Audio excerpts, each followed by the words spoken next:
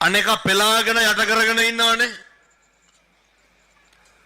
අපේ සල්ලිකාරකම ගණන්කාරකම මාන්නකාරකම පෙන්නගෙන ඉන්නවනේ.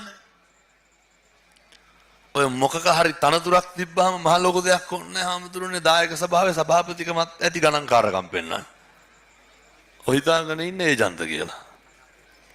ඔය මරණාධාර ඔය එක එක සංඝම් වල සභාපතිලා ඉන්නේ. උරුබොක් එහෙම නැතුව ඇති.